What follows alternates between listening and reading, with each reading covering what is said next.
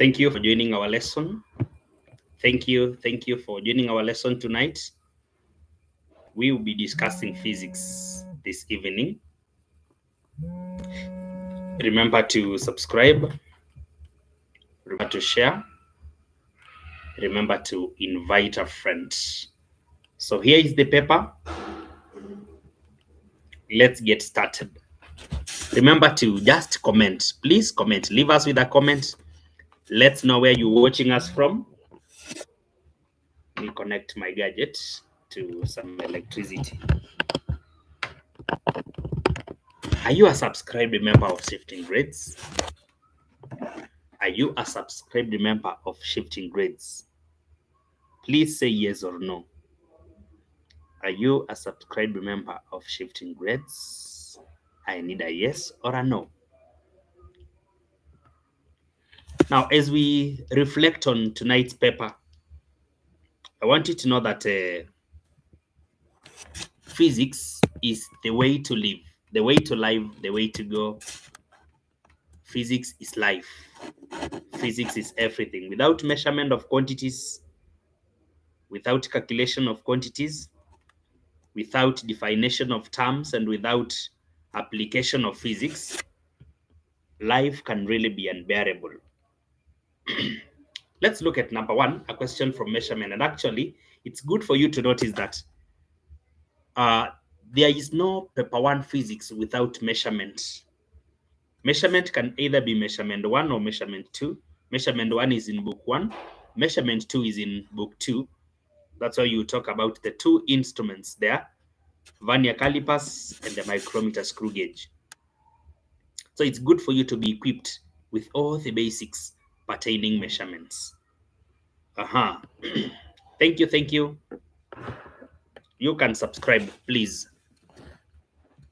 The figure one shows a section of N and graduated vernier calipers. So we can see the upper one is called the main scale. Then on the lower side with the 10 divisions is the vernier scale. Vernier scale. So we have those two main scales, or the two scales on a vernier calipers. State the reading is indicated by the scale. So for us to read the measurement here, we have to come up with what we call the main scale reading first.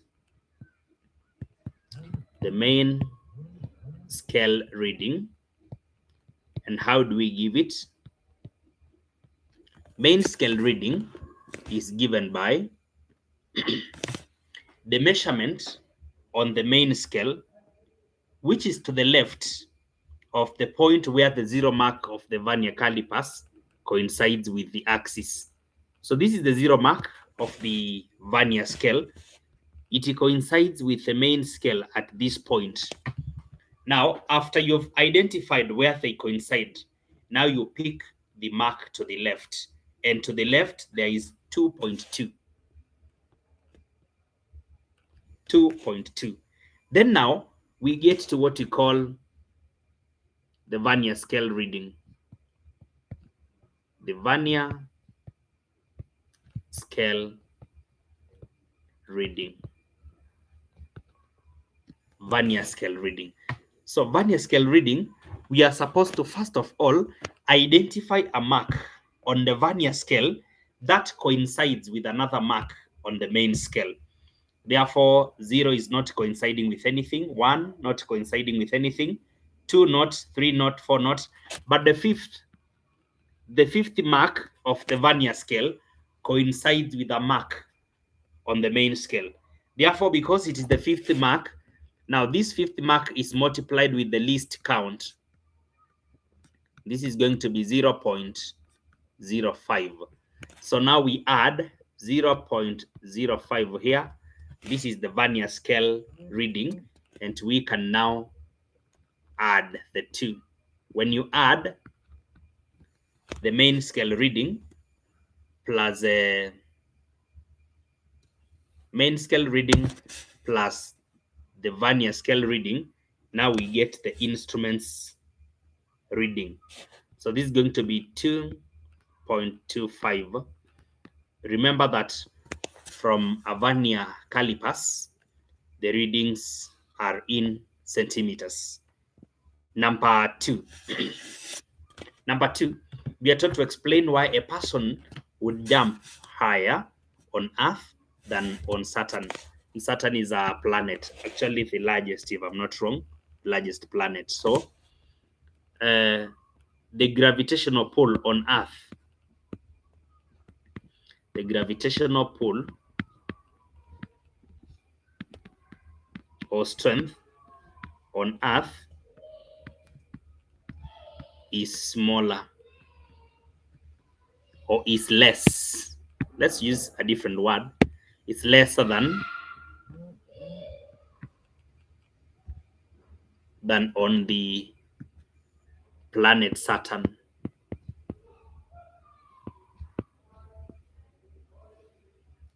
If it is less, it means on Saturn, objects are, or people, okay, people are objects anyway in physics. So objects are strongly attracted to the ground at Saturn than on the Earth. So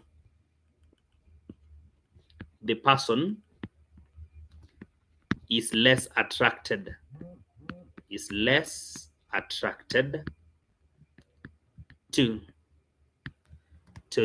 center of the Earth. To the center of the Earth.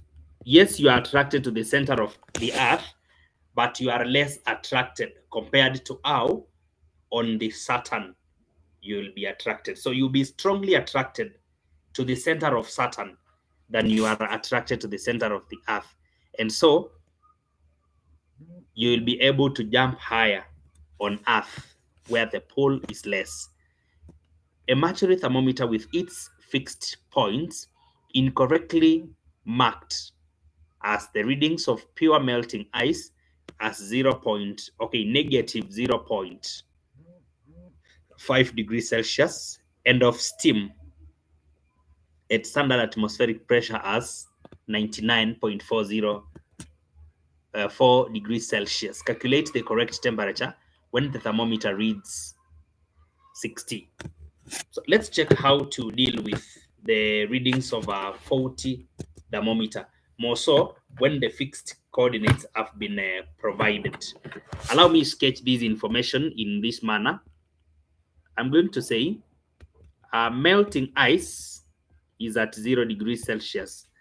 But according to this thermometer, 0 degrees Celsius aligns with negative 0.5 degrees Celsius. Then now, steam is usually at 100. So steam is at 100 degrees Celsius. But according to this faulty thermometer, steam is aligning with 99.4 degrees Celsius. So now we ask ourselves, what will be the correct temperature when this particular thermometer will be reading 60? So when it will be reading 60 on its side, when its reading will be 60, what will be the correct temperature? Because the correct temperatures are on my right. Then the faulty measurements are on my left. So this is now what I'm going to rate. Ladies and gentlemen, remember to subscribe for the best tutorials. Please subscribe for the best tutorials on YouTube. Remember to support our programs. Remember to comment. Remember to please subscribe. Let me know where you're watching us from. Nyanya Secondary, wow. Butere Girls, thank you. Imilini Secondary. Mary Mother of Grace, thank you. Thank you, STEM Smart Academy YouTube, following our work. Thank you so much, sir. Ladies and gentlemen, you are requested to follow up with STEM Smart Academy on YouTube. From Daraka University, a trainee teacher of physics. Wow. Thank you so much, Gideon Kipngetich. Remember to reach out to me kindly, the upcoming teacher, 0704 15 33 66. Kindly reach out to Shifting Grades Online School. Personally, I like teachers. Take a high school. Wow. Thank you. Let's now continue. County High School, thank you. Garissa, thank you. Garissa High. Kismayo 48. Wow, thank you. So now we have to relate a few things here. I want you to pay attention kindly because I don't want you to miss this one in the national exam or you start missing it in your internal exams. Be motivated by understanding everything. Now, from negative 0.5 all the way to 99.4, what is the change of temperature there? We use changes in temperature. So we will say 99.4 minus a negative 0.5, and this is 99.5.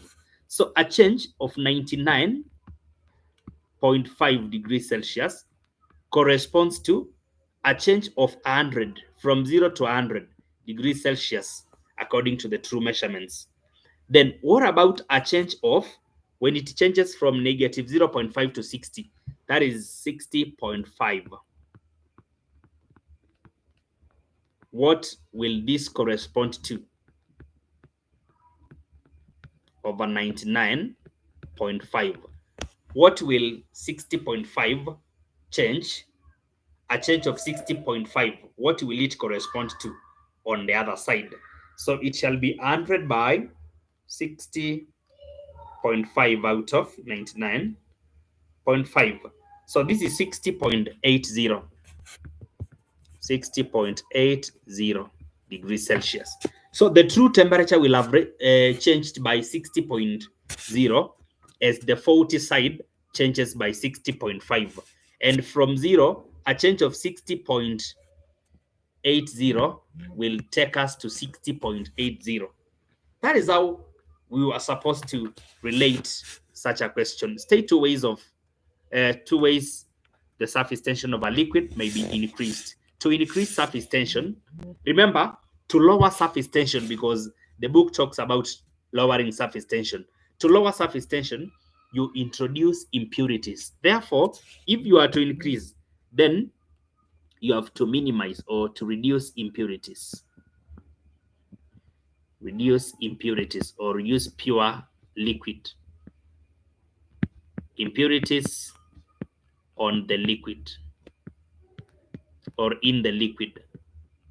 Reduce impurities, because increasing impurities will lead to decrease in surface tension. Then the other one, increase in temperature lowers surface tension. Therefore, you are supposed to lower temperatures. Lower the temperatures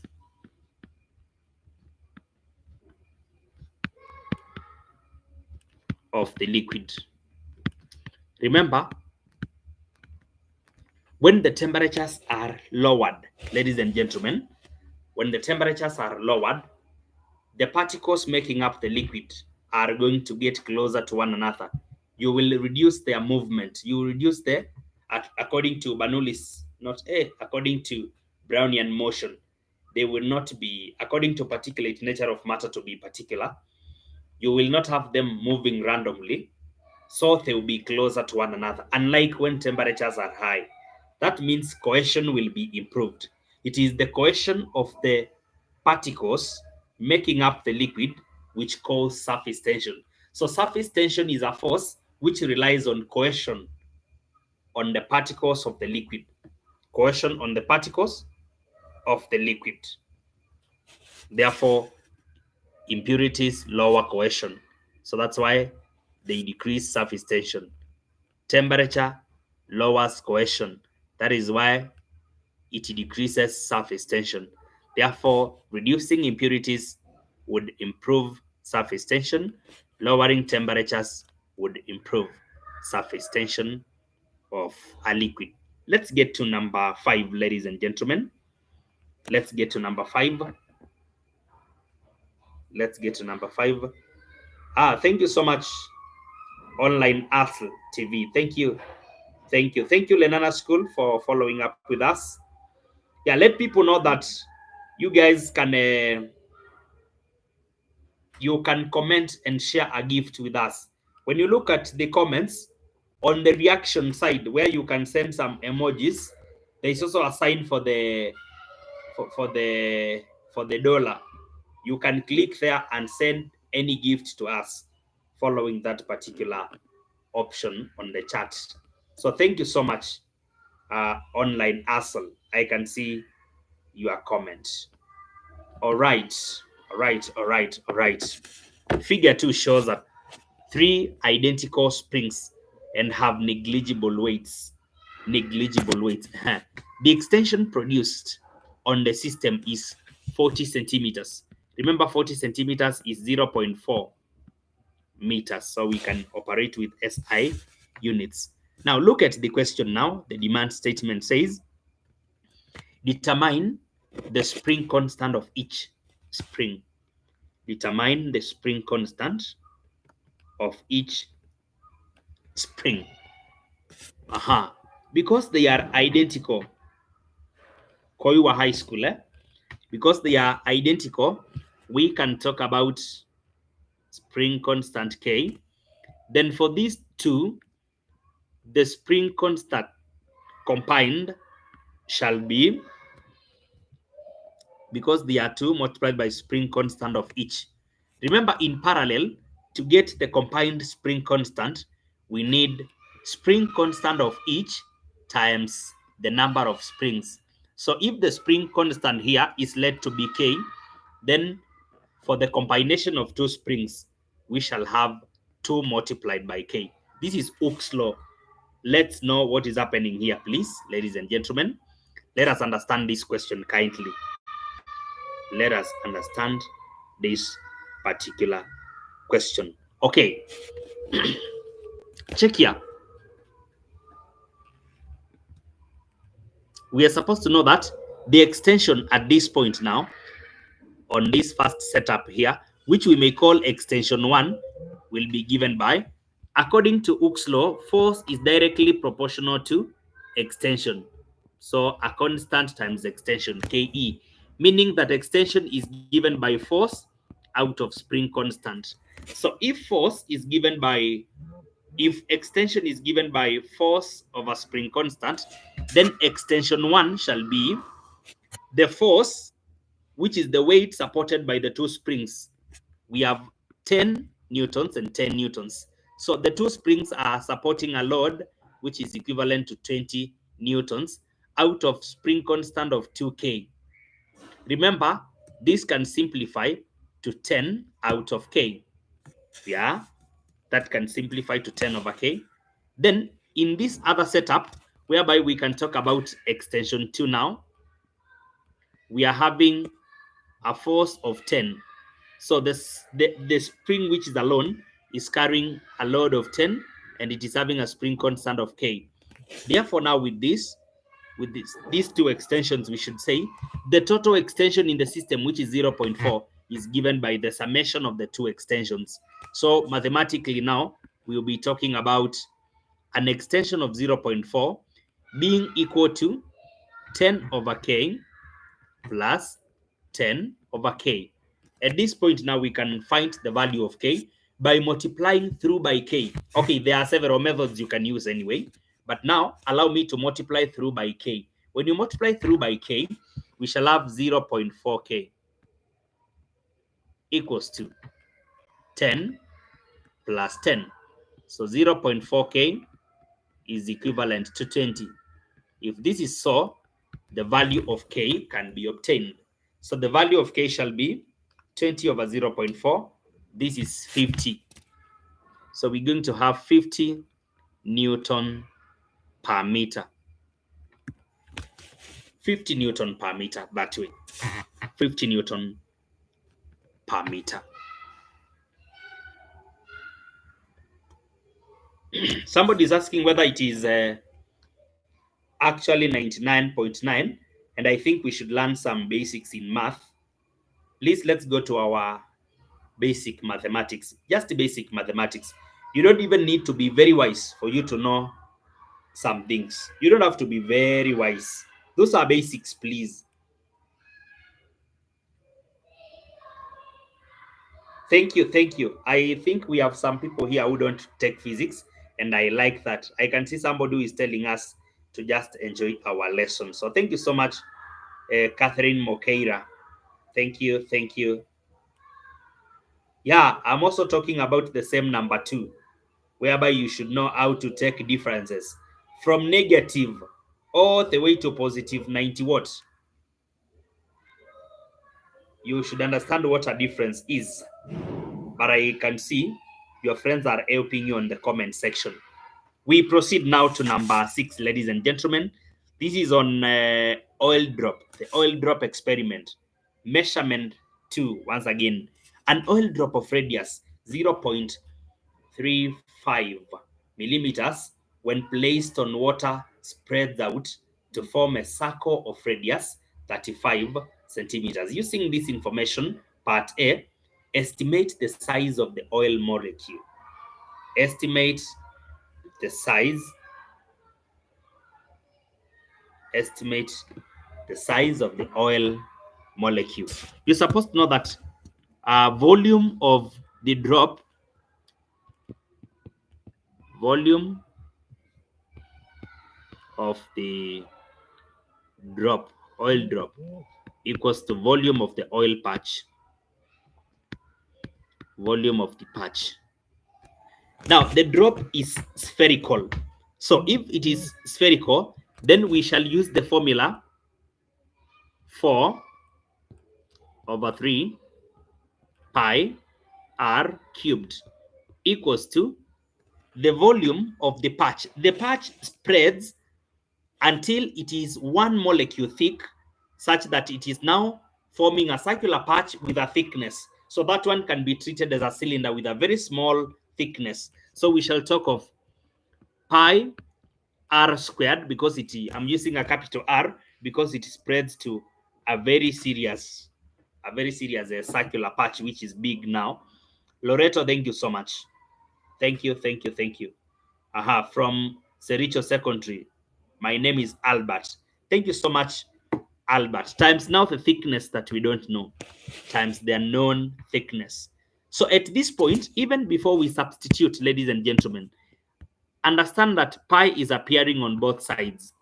And therefore, 4/3 times radius. Okay, the other thing here is units. Let's work with similar units kindly.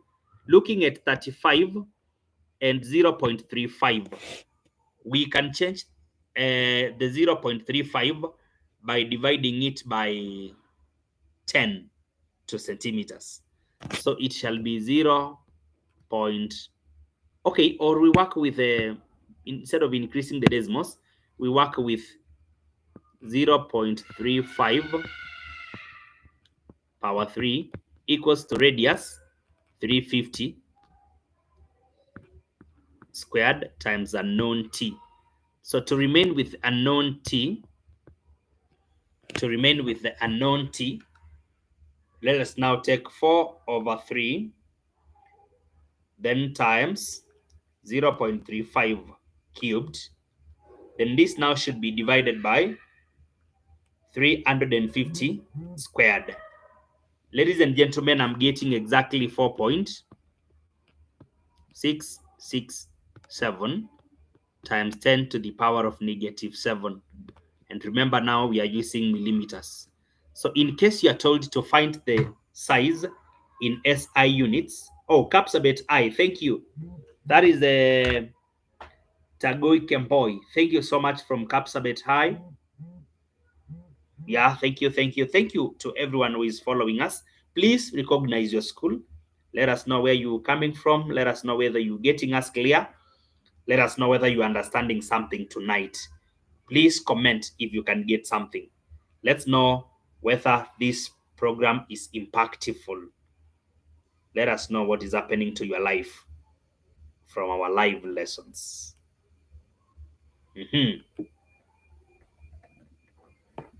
We are continuing, ladies and gentlemen. So now I was saying, in case you are told to have it in SI units, because these are millimeters, we can make them SI unit, which is meter, by dividing by 1,000. To divide by 1,000, Guys, to divide this by 1,000 means now 10 power negative 10 meters. So that is how to work at that point. Part B, state any assumption you made during your calculation. Any assumption. The assumption we are making is that the oil patch is 1 molecule thick. It is spread until there is no molecule which is on top of another. That is the meaning of the oil drop, or the oil patch is 1 molecule thick.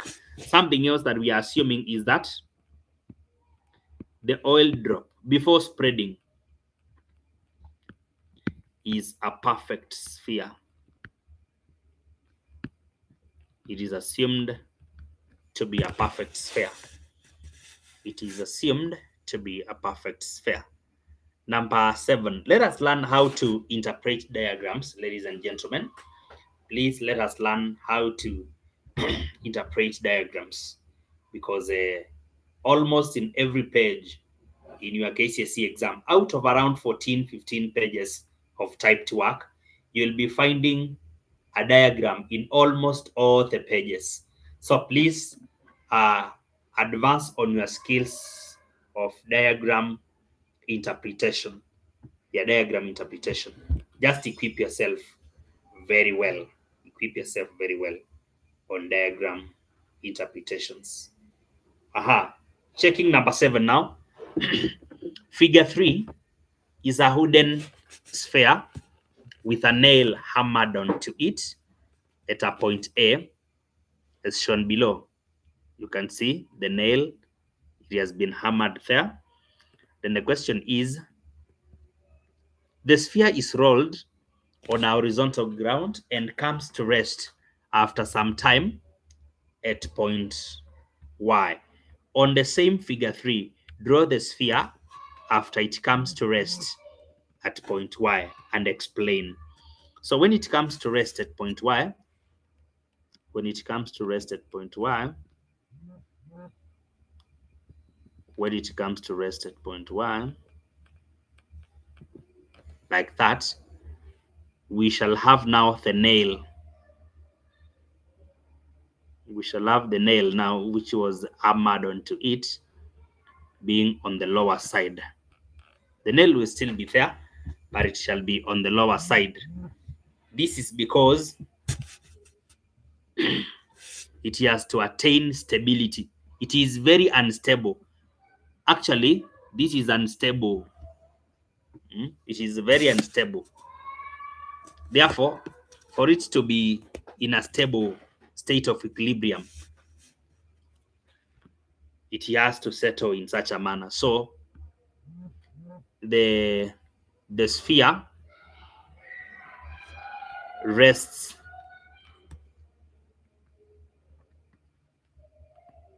with the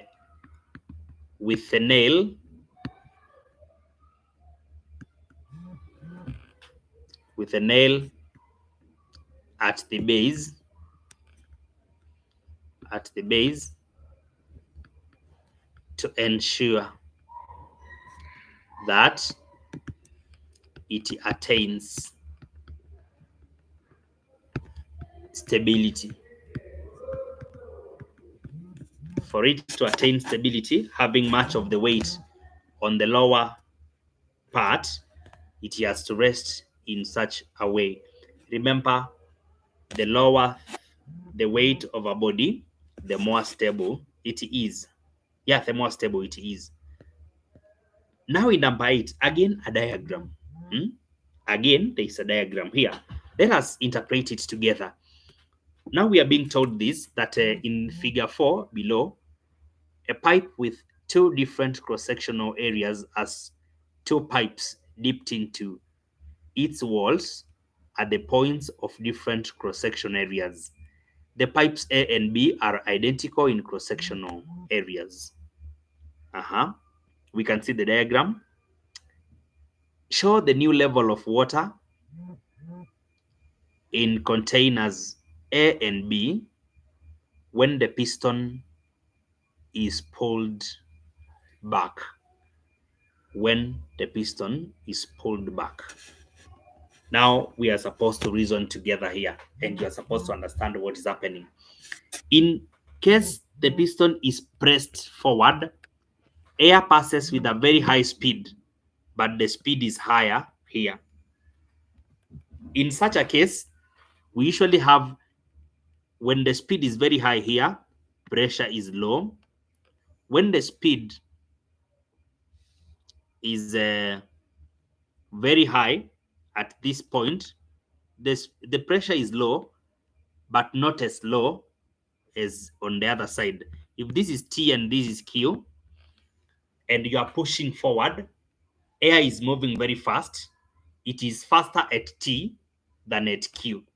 Therefore, if it is faster at T there is the lowest pressure, because according to Bernoulli's effect, the higher the velocity of a fluid, the lesser the pressure it can exert.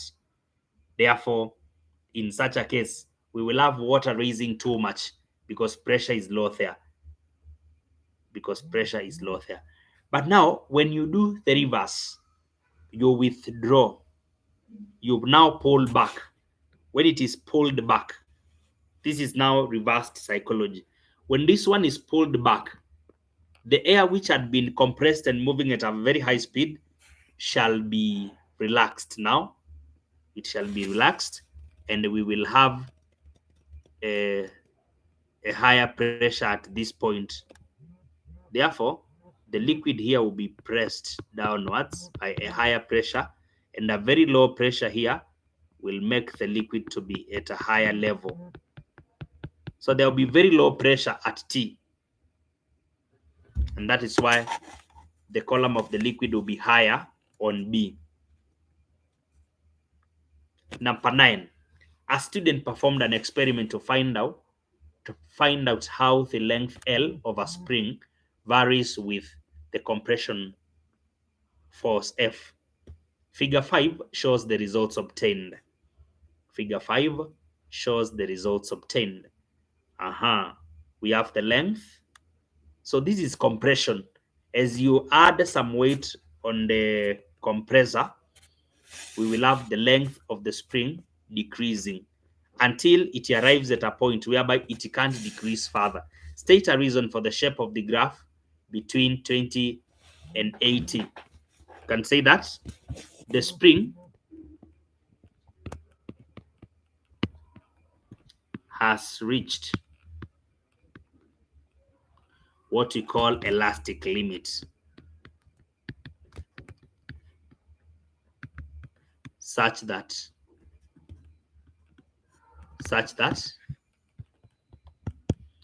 it cannot compress more. So it has reached elastic limit. Remember, even when you are stretching, leave alone now when we are compressing, even when we are stretching, whereby the graph now will take a different shape this way. When we are stretching, we will have an increase in length with the load attached. But now it reaches a level where it has to level. It reaches a point where the graph levels now, such that adding more weight does not lead to more extension because the spring has attained elastic limit. As we go to number 10 on uniform circular motion, ladies and gentlemen, how have you been purchasing your airtime? You know that we are having the best model here, whereby you just have to go to your M-Pesa, Lipa na M-Pesa, then the pay bill number is 737356. The account number now is the phone number that you're purchasing the airtime for. So you enter the account number as your own phone number or that number of a friend that you are purchasing airtime for. Then you are going to receive your airtime instantly. So please make sure you use our model here and share with friends. Back to the paper now. Back to the paper. Number 10. A string of length 0.7 is used to whirl a stone of mass 500 grams in a circle in a vertical plane at 5 revolutions per second. Determine part A, period. And part B, determine angular velocity. Now we are talking about period, whereby 5 revolutions per second gives us frequency. Frequency is the number of complete revolutions per second. So 5 Hertz is the frequency. Periodic time t is given by the reciprocal of f. So we take 1/5, and I'm already having 0.2 seconds. 0.2 seconds. We have both frequency and periodic time. And now the next question is on angular velocity, omega. Angular velocity, omega. Angular velocity is given by 2 pi f, or 2 pi out of t. 2 pi out of t, or 2 pi f. Therefore, we need 2 pi times f, which is 5. We can use even the pi in the calculator. 2 pi times 5. I'm getting 31.42. Angular velocity should be in radians per second. Radians per second. Yeah, radians per second. Number 11. Figure 6 shows a uniform meter rule of weight 2 Newton with 2 weights 0.36 Newton and 0.24 Newton suspended from its ends. Suspended from its ends means that we are having 0.24 at 0 and 0.36 at 100. Determine how far from the 0.36 Newton weight a pivot should be placed in order to balance the meter rule. We are already given the weight of the meter rule, which must be acting through the geometrical center. And you are supposed to know that so definite is that the pivot cannot be closer to 0.24. It must be closer to 0.36, because already we are having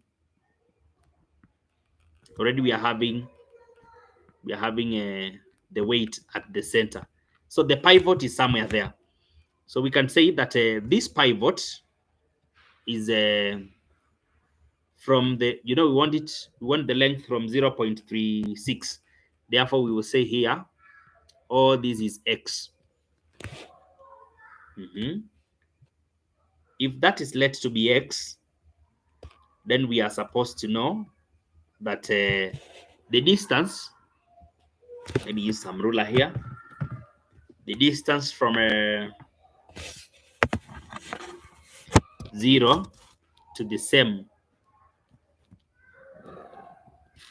from 0 to that point, shall be 100 minus x.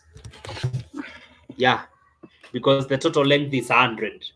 So from 0 mark to where the pivot is, then it is 100. Then again, there is a distance here that I want us to mark. Is a distance that I want us to recognize from where the weight is acting. From where the weight is acting to the 50 centimeter mark, we are supposed to know that because from 50 to 100, there is 50 centimeters. Then from 50 to where x is, it should be 50 minus x. Yeah, 50 minus x, that way. Now we apply what we call the principle of moments, or the law of Lever, that says the sum of clockwise moments equals to the sum of anti-clockwise moments about the same point. Therefore, clockwise moments here is due to a force of 0.36 and a distance of x from the turning point. Again, we go to clockwise, anti-clockwise moments now. For anti-clockwise moments, we have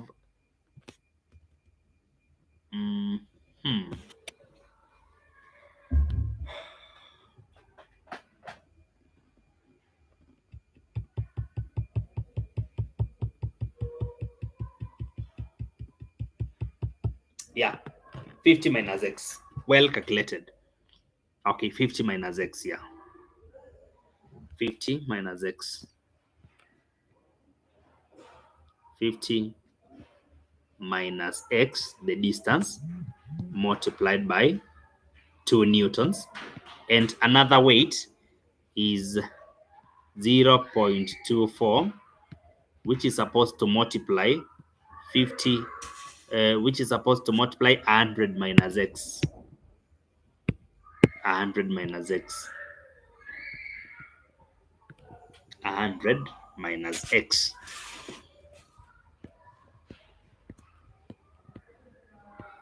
Equals to 100 minus 2x plus 24 minus 0.24 x. So now we group terms.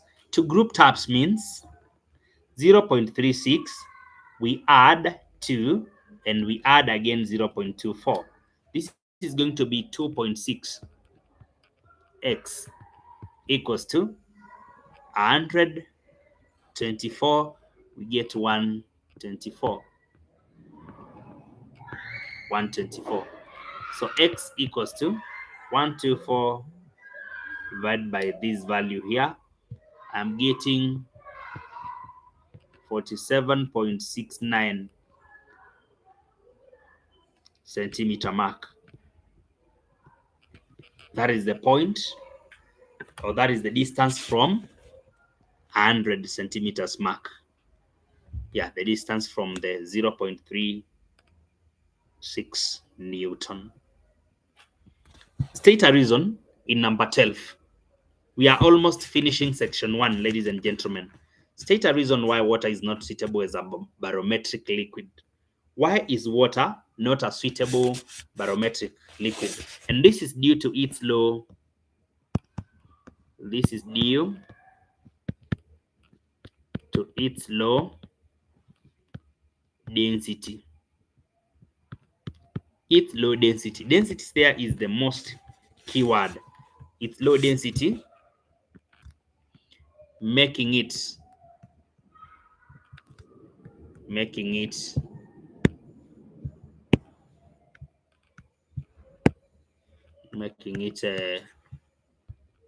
use a very long tube. Remember, we are supposed to measure using a barometer atmospheric pressure. So when you are measuring atmospheric pressure, you insert a tube, an enclosed tube inside a liquid, so that atmospheric pressure may pump some of the liquid into the tube. But now when we use water, due to its low density, atmospheric pressure is likely to pump to support a big column of water, actually approximately 10 meters, making it unrealistic for use as a barometric liquid. Oh, number 13. This is gas laws, ladies and gentlemen. This one is gas laws, and we are going to solve the question together amicably. We shall solve it together.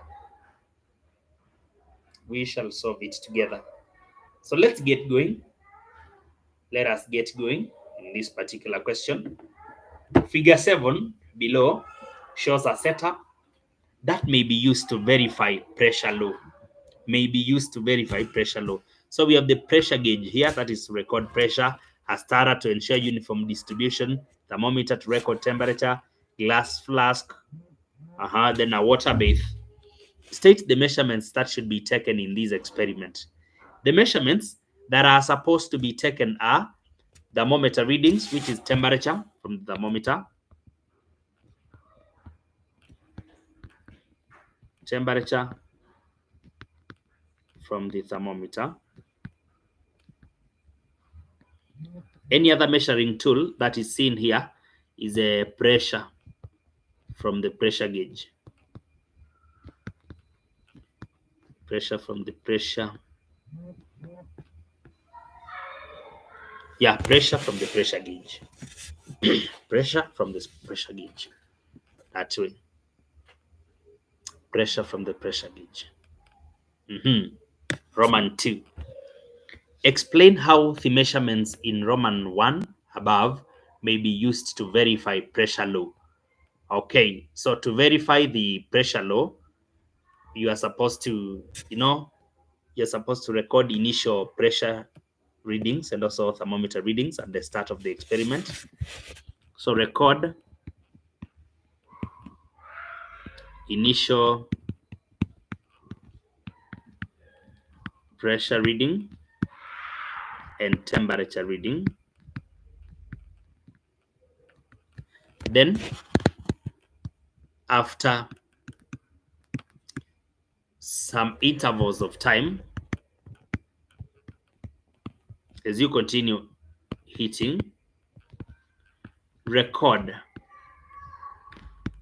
values of pressure with their corresponding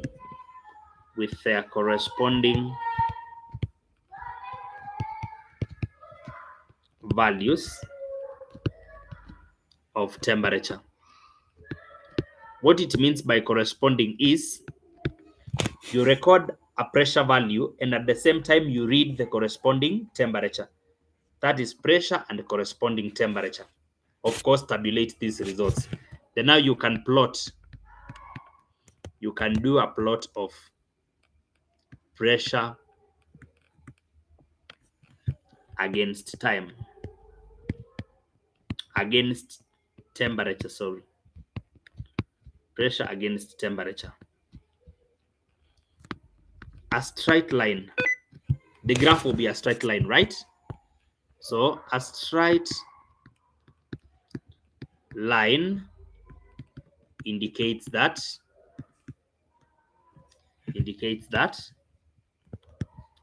pressure and temperature are directly proportional. Hence, the pressure law verified. Hence, the pressure law verified. So that's how you're supposed to use the results. That is how you're supposed to use the results to ensure that you verify the Charles, not the Charles law. This one is the pressure law. That is the pressure law.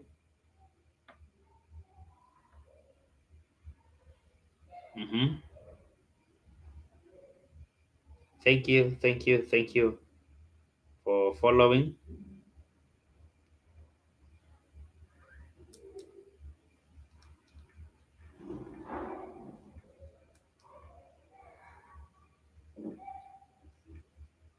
Talk back on WhatsApp. So we continue checking. Sorry, I was interrupted by a certain message there. Part B of this. Wow, very interesting questions. Very interesting questions. Joyous souls. Which we are supposed to. Solidarity raised fist forever video by Mumal. Screen off. Ringer. Talk. Okay.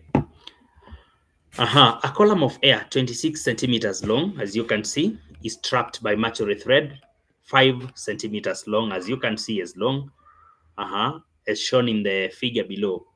When the tube is inverted, the air column becomes 30 centimeters long.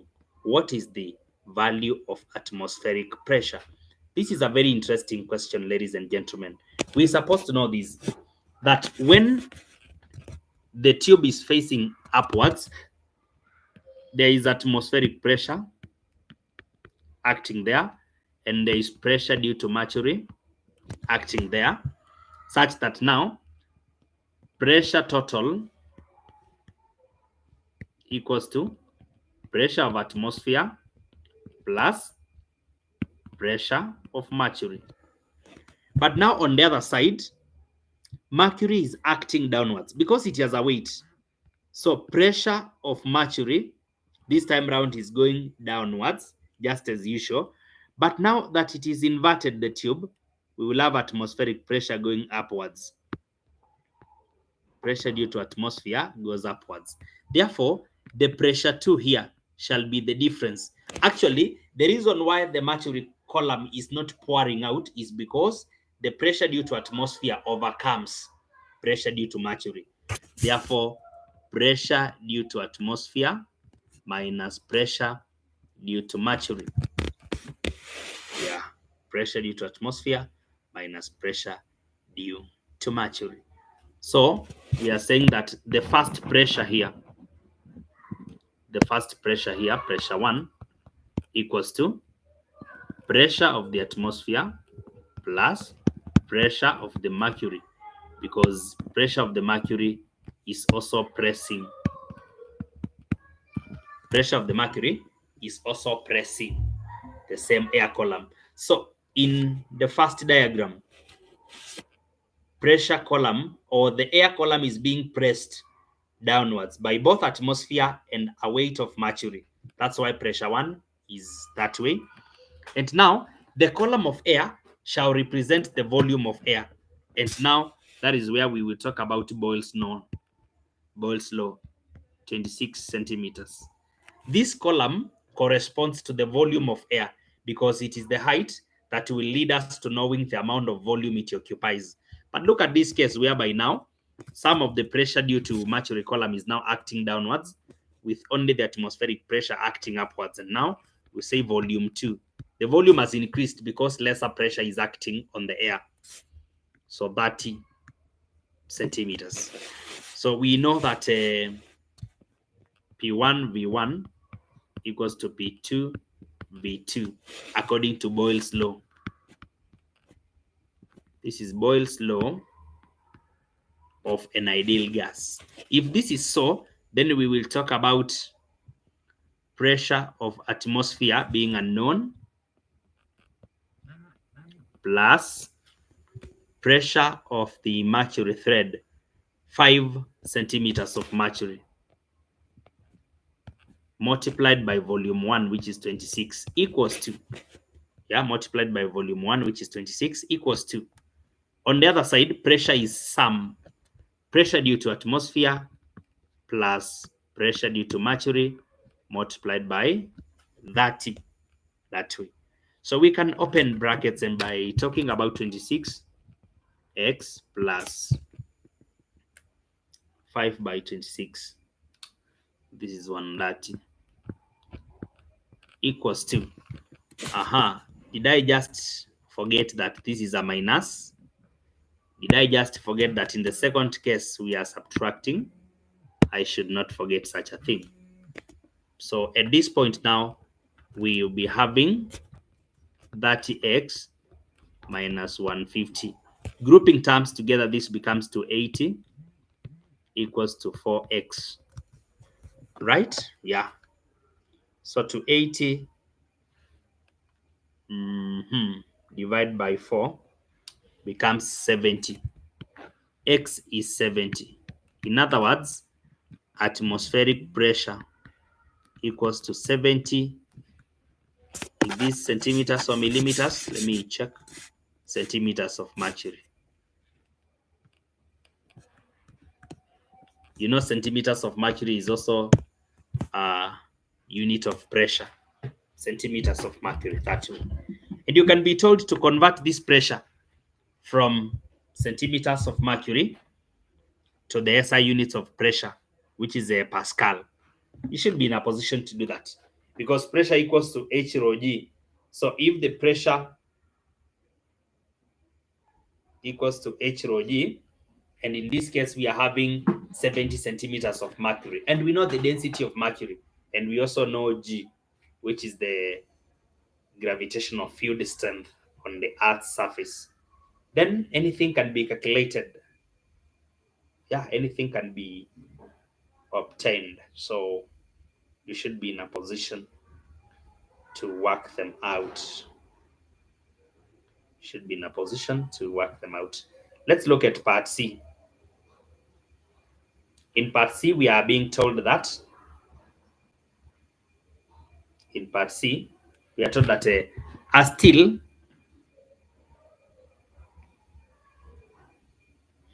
we're being told that a steel cylinder of capacity 0.5 cubic meters contains nitrogen at a pressure of 30,000 pascals when the temperature is 27. What will be the pressure of nitrogen if it is allowed to flow into another cylinder of capacity 9.5 meters cubed with the temperature reduced to negative 23? We're supposed to talk about now the combined gas equation, which said P1 V1 out of T1 equals to P2 V2 out of T2. So we convert all the temperatures to the Kelvin scale before any computation. Let that one be known as a rule.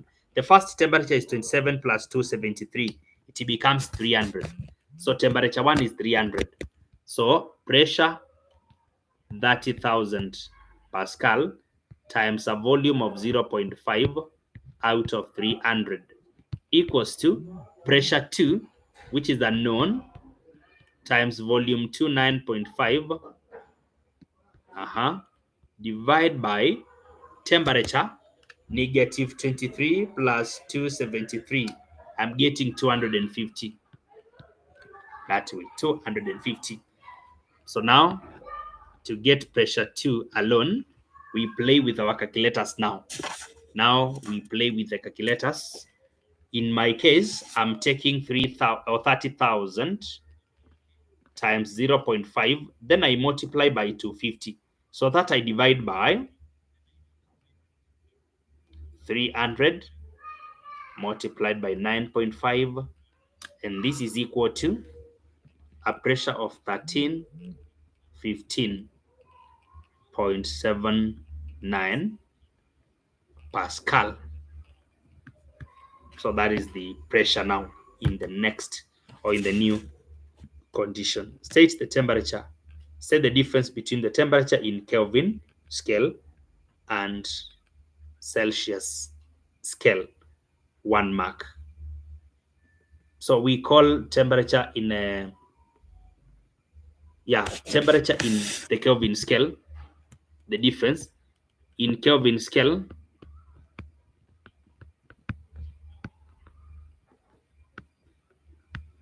the temperature is absolute. The temperature is absolute. We call it absolute temperature. Absolute temperature. Number 14. Figure 9 shows a block A immersed in water. So this one has been immersed in water. This should be floating and sinking together with the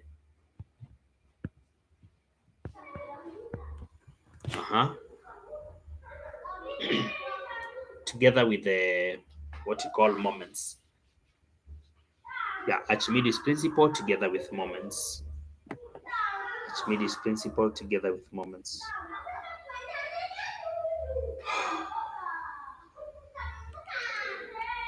Remember to comment, guys. Remember to subscribe. Mboni girls, wow. Thank you. Kesho biology. Okay. Loreto High School. Oyo High. Nyanziongo girls. Okay. Nyanziongo boys. Mwangaza Secondary. Kapsabet. Loreto. All right. Let's check floating and sinking. Somebody is telling me to teach biology, yet I'm a specialist of mathematics and physics. But anyway, I will consider your plea. I shall consider your case. It weighs 2 Newton in air and has a density of 2.0. If the bar is pivoted at its center and it is in equilibrium, find the density. Find the distance x. Yeah, find the distance x. Find the distance x. So the weight of the bar is not going to act. It's not going to cause any moments because of where it has been placed. So we will say this. This is what we will say. Distance x, because we are talking about moments now. We are talking about moments. We are talking about moments. So we shall say this, and I want you to listen very carefully. The first thing that we are going to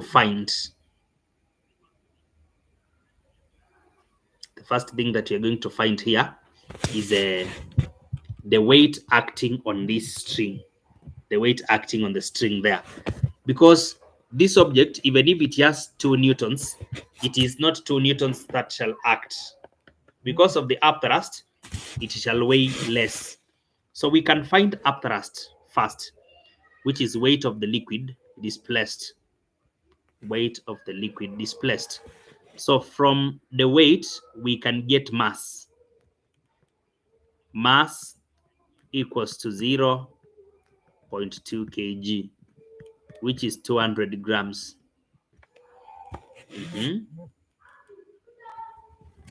Which, if that is 200 grams, then we can get its volume. Volume equals to, if density is mass over, we check this, density equals to mass over volume, then volume shall be mass over density. So we talk mass of the mass is 200 grams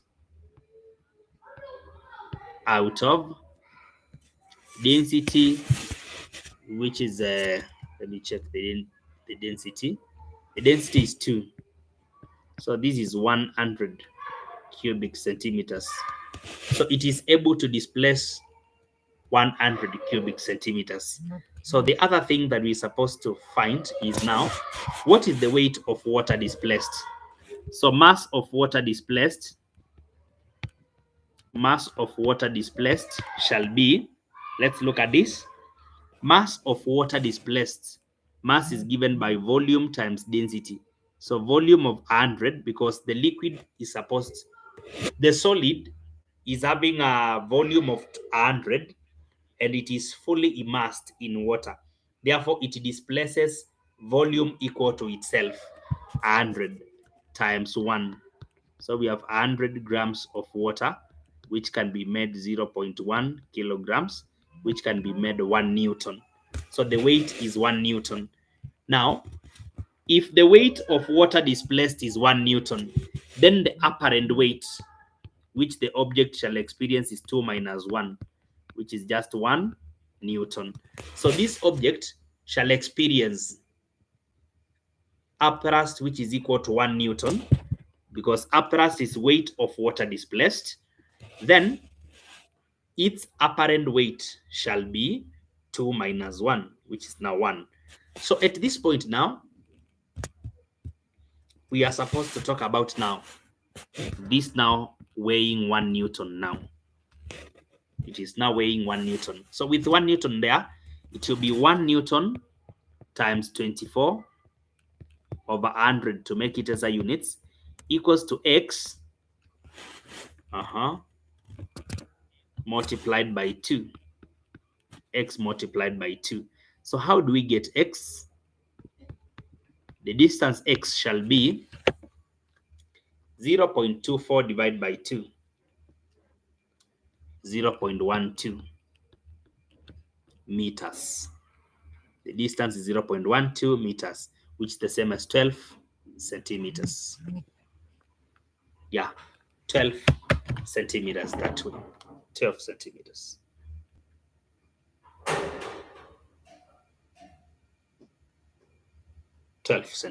That way. Another question, which is our part B now.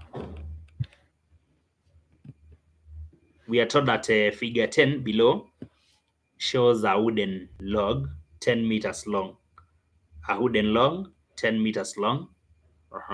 Density 800 kg per meter cubed, and cross-section area 0.06 meters cubed, floating in water of density 1 gram. per cubic centimeter while partially submerged. Determine the weight of the block. Determine the weight of the block. Okay. Can we get volume first? Volume equals to cross-sectional area times height. Cross-sectional area times the height of 10 centimeters is 0.1 meters. Yeah, 10 centimeters is 0.1 meters because 10 should be divided by 100. 0.1. So now we are having the volume as 0.006 meters cubed. And we have the density. So we can get mass. Mass equals to volume times density. Density 800.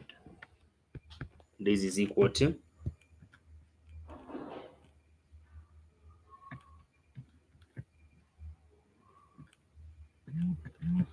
I hope I've multiplied well, 4.8 kg.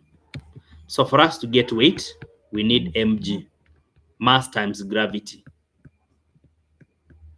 And this is going to be 48 newtons. Yeah, 48 newtons. 48 newtons. So the weight is 48 newtons. 48 newtons. 48 newtons. That is part A. Part B, what are we finding? Part B, what are we finding? We are finding the upthrust. The upthrust on the block. Upthrust on the block. Upthrust should be weight of water displaced. So weight of water displaced, we start by getting volume of water displaced first. This is the water displaced. The water displaced will have a volume equal to the amount of the log which is inside the water. In other words, according to even Form 1 physics, displacement methods, when a solid which is insoluble enters a liquid, it displaces its own volume. Therefore, now the volume displaced should be cross-sectional area times the height inside water. So for us to get upthrust, it is a weight. So we need volume, which is cross-sectional area times height. That is volume. Then we multiply this volume by density. Volume by density to get mass. And after multiplying to get mass, we now need to multiply by G to get the weight of water displaced.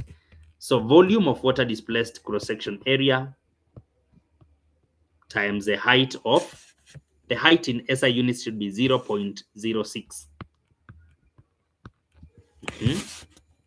0.06 for cross-section area times the height of 0.06. That gives us volume. When we multiply by density, which is 1,000, we are going to get mass. Volume times density, mass. Then we have to introduce G for it to become weight. Weight of water displaced will be equal to the upthrust experienced. Weight of water displaced equals to the upthrust experienced by the log which is inside water. So I'm getting 36 Newton. So it is experiencing 36 Newton. Experiencing 36 Newton. That way. It is experiencing 36 Newton. So it's weighing 48 and it is experiencing an upthrust of 36. You see that? Impartiality. Yeah, of 36. That way. 36 that way. Part 2. The upthrust on the block. That is what we have calculated, but I'm just trying to utilize the space so well. So the other thing is the minimum weight that can be placed on the block just to make it fully submerged. So its own weight, which is 48 newtons, its own weight, which is 48 newtons, is making only 6 centimeters of it to be immersed. What amount of weight will make the remaining 4 centimeters fully submerged? 48 times 4 over 6. So we need, is it 32? 48 by 4 over 6, 32 Newton is required. 32 Newton is required. Thank you so much for following us. We shall continue with the paper later. Sorry, I'm adjusting to something else right now. Subscribe and share.